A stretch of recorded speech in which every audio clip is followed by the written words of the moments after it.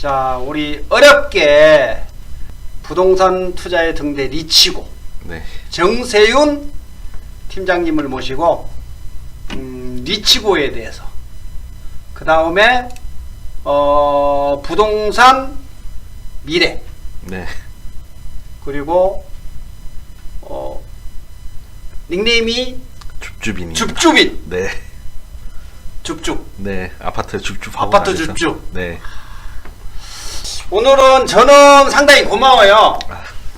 저번에 리치구에 제가 지식산업센터 어떤 강의 녹화를 하러 갔다가 네. 이호선 네. 팀장님 만나고 그 옆에 계시는 우리 팀장님을 만나게 돼서 상당히 너무 흥미로워요 지금. 네. 그래서 좋은 이야기를 한번 나누도록 하겠습니다. 오늘 반갑습니다. 네, 안녕하세요. 예, 자기소개 한번 좀 부탁합니다. 네. 저는 저희 화면에 잠깐 화면을. 네. 네. 오케이. 네. 월천재테크 특별 초대석도 하셨네. 예. 우리 이주연 월천 대사. 네. 예, 작년에 이제 월천 재테크에서 이제 특별 이제 초대석을 좀 진행을 했었고, 최근에 이제 호랭이 TV라고 예. 그 유튜브 관련해서 좀 예. 나가서 이제 좀 얼굴을 비췄어요. 그리고 지금 이제 빅데이터 부동산 투자 2021년 대전망이라고 저렇게 좀 자료가 하나건설에서 네. 21년 분양 유망지역 선정. 요건 뭐죠? 이거는 이제 분양 유망 지역에 대해서 컨설팅 보고서를 총괄해가지고 좀 진행을 했었습니다. 그래서 이제 2021년에 분양이 어디가 유망한지 이런 것들을 이제 전체적으로 좀 작성해서 요 책 부동산 빅데이터 부동산 투자 2021년 대전망 책. 이거는 요건 내가 샀어요. 대구에 있는데 예. 안 읽었어요. 이번에 2022년 대전망 책이 나와요. 또 나온다. 네. 예, 이번 책은 이제 김기현 대표님하고 공동 저자로 해서 네, 이번에 같이 좀 책을 썼어요. 우리 나눔숙구 네. 오셔서 예. 이 리치고를 이용한 지역 분석 방법. 네. 예. 그 다음에 리치고 활용법. 네. 그 다음에 리치고를 이용해서 줍줍할 수 있는. 네. 갭 작은 거. 네. 그 다음에 2년 4년 후에 폭등할 수 있는 거. 네. 이런 거 좀 알려주시면.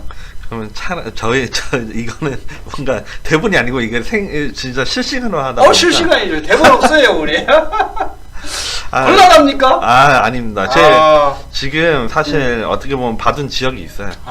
그렇죠. 네, 받은 지역이 있기 때문에 예를 들면 이 지역에 어떤 아파트 그리고 이 아파트에서도 우리가 뭐 알랄이라고 요즘 부르잖아요. 알랄. 네. 이걸 좀 쉽게 찾는 방법. 메인 입지를 찾고 쉽게 이제 동과 호수나 이런 것들에 대해서 어떻게 분석을 해야 되는지. 그래서 수익은 얼마나 나올 수 있는지. 그 리치고를 통해서. 엑스퍼트뿐만 아니고요. 그리고 리치고뿐만 아니고요. 이제 다른 앱들을 다 활용을 할 거예요. 다른 앱들을 활용해서. 네. 혹시 제 책 안 읽었죠? 안 읽었습니다. 제 책의 키포인트가 그거예요. 대세 상승장을 투자하라. 네. 예. 그리고 약간 비슷한 게 앞으로 2년 4년 후에 6년 후에 끝까지 상승할 수 있는 여력이 있는 바닥을 다지고 이런 지역에 직접 투자할 수 있는 분석하는 방법들도 있고요. 그것들을 제게 나온 지 3년 전이니까 그 지역이 어디다 이렇게 찍어주는 아주 유용한 책입니다. 근데 품절됐어요. 그래요? 오늘 체험권 받았잖아요. 네. 이거 품절돼가 지금 피 붙은 거 받은 겁니다. 감사합니다. 네. PPT를 준비해 오셨네. 우선은 혹시 모르니까. 잘하셨어요. 자, 한번 봅시다. 네. 여기에 보면 줍줍인이 생각하는 2022년 투자. 네. 준비를 엄청 했어요. 이거 30개면은 오늘 한 3시간 해야 되는데. 자, 나눔부자님께서 말씀을 주셨어요. 그 전쟁 관련해 가지고 부동산 시장과 좀 상관관계에 대한 전쟁? 예. 아까 러시아. 예. 그거 제가 질문 한번 했죠. 말씀 주셨잖아요. 예. 그래서 이제 좀 준비를 했죠. 사실 나름대로는. 그랬구나. 예. 예. 이게 뭐냐면요. 그 홍춘호 박사님 아시죠? 알죠, 홍춘호 박사님. 홍춘호 박사님이 그 월요일 날 오전에 이제 직원들을 대상으로 해서 이렇게 좀 그 뉴스레터 형식으로 좀 말씀을 주세요. 뉴스. 지금 현재 보면 이게 미국 거예요. 미국인데, 예, 미국은 이제 소비자 물가, 파란색 선이 있고, 미국은 이제 근원, 그 소비자 물가라고 해서 근본적인 이제 소비자 물가 지수가 있는데요.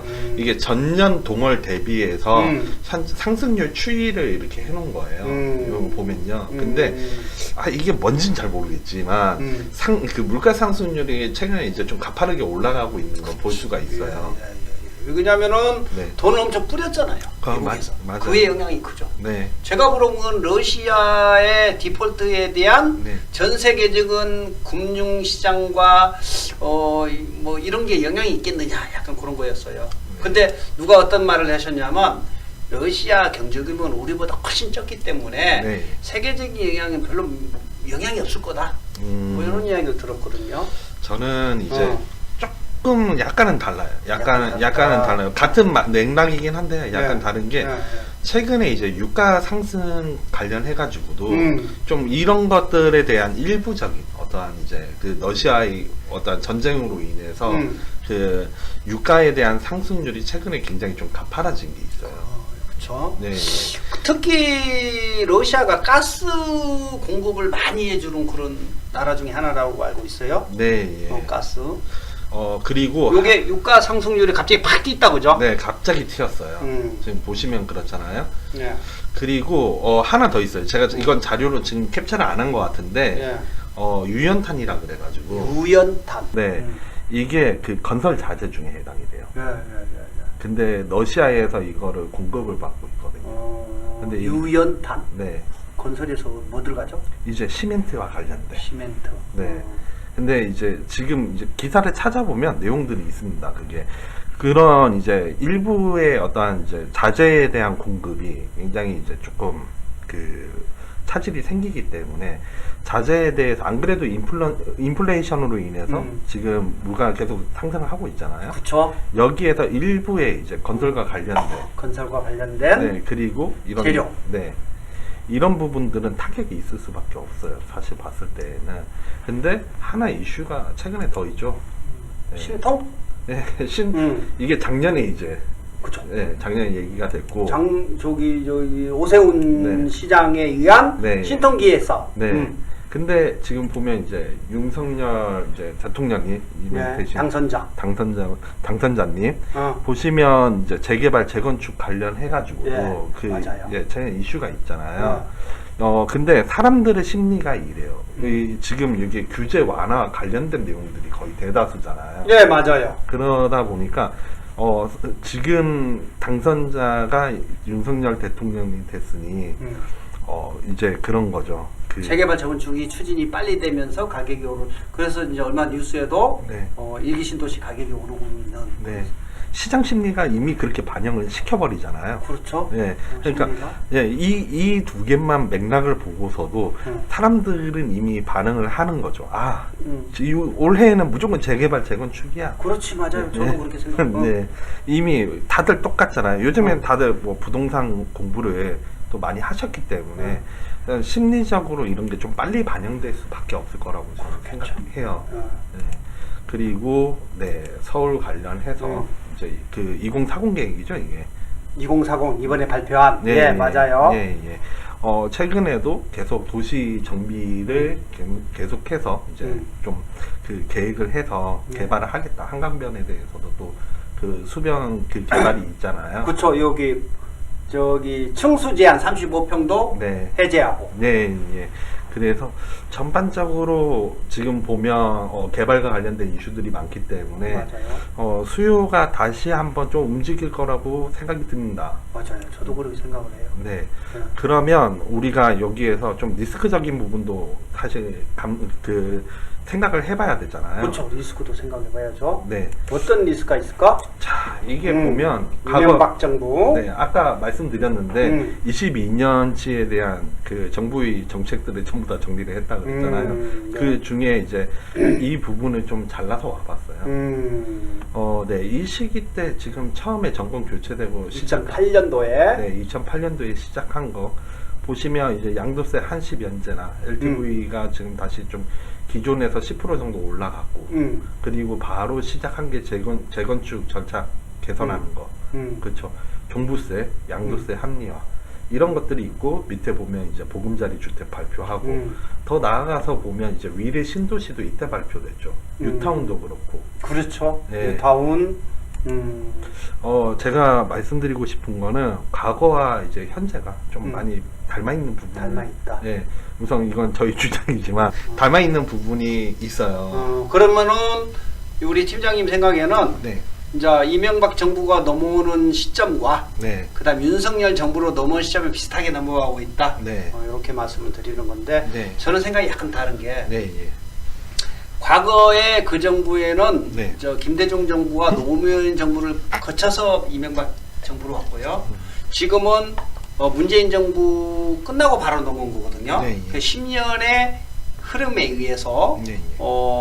가격도 많이 올랐지만 물량도 많이 늘어나는 상태에서 넘어온 거하고 과거에 5년 정도 지나서 물량이 많이 안 늘어나는, 그러니까 입주량이 많이 안 늘어나는 상태에서 정부가 넘어온 거하고는 정책은 비슷하게 넘어오지만 다르다. 예를 들어서 이 정책을 한 이유가 네. 부동산 물량이 많아서 부동산이 어떤 시장이 좀 침체되니까 완화로 넘어가는 거하고, 지금 너무나 많이 올랐기 때문에 완화를 통해서 공급을 많이 하기 위해서 넘어간 거하고는 약간 틀리다. 저는 그 생각이 좀 가지고 있어요. 네. 이게 조금 다른다. 그렇죠. 예. 의견 이야기를 하면서 하면 좋으니까. 그렇죠. 네, 맞습니다. 그래서 이제 약간 다르다, 나는 그 생각을 좀. 네. 근데 이 시기에 이제 제가 하나 더 포인트를 생각을 하고 있는 거는 네. 이 시기에도 금리가 계속 인상하던 시기가 있었죠. 예. 그 당시에도. 2005년부터 2008년까지. 네. 그래서 저는 이제 시기적으로는 많이 유사하다라고만 생각을 하고 있는 거예요.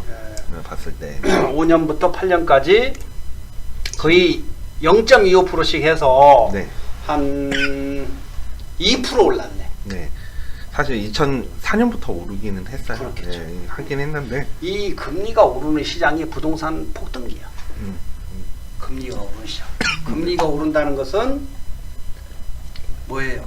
경제가 안정화됐고 그 다음에 금리를 올려도 시장에 영향을 크게 안 미치겠다라는 형식에 올린 거거든요. 네. 그렇습니다. 네. 그래서 저는 이제 아까 이제 그 급등 이제 유가 급등. 예, 유가 급등에 대해서 이런 내용이 있어요. 약세에 대한 영향. 예. 네. 지금 보면 이제 한국지방세연구원이에요. 내용이 있다면. 네. 인플레이션으로 인해서 이제 물가가 상승하면 상승할수록 통화량을 회수를 하기 위해서는 금리 인상이 필수라고는 보여요. 그렇죠. 돈이 너무 코로나 때문에 많이 풀어놨으니까 네, 좀 예. 회수를 해야죠. 맞아. 그래서 미국도 네. 금리를 살살 올리려고. 네, 맞아요. 그래서 이거를 여기에서는 이제 평가를 이렇게 해놨어요. 뭐라고 해놨지? 금리에 대한 이제 인상이 부동산 가격의 상승의 압박으로 인해서 예, 이렇게 써놨어요. 내용. 기준금리 인상에 따라 예금리가 높아지면서 그렇죠. 전세 시장은 안정될 것으로 보이지만 부동산 가격 상승 압력에 악화되면서 네. 자금의 거래 부족 현상이 지속돼 가격 약세를 보일 전망이다. 네. 그래서 한국지방세연구원에서 네. 지방세연구원에서 지방세연구원에서 얘기를 했습니다. 근데 꼭 이거에 제가 포인트를 두는 건 아니고요. 네. 쉽게 말하면 지금 우리가 상승할 거라는 건 좀 사실 여지가 없어요. 그러니까 의심의 여지가 없다는 거죠.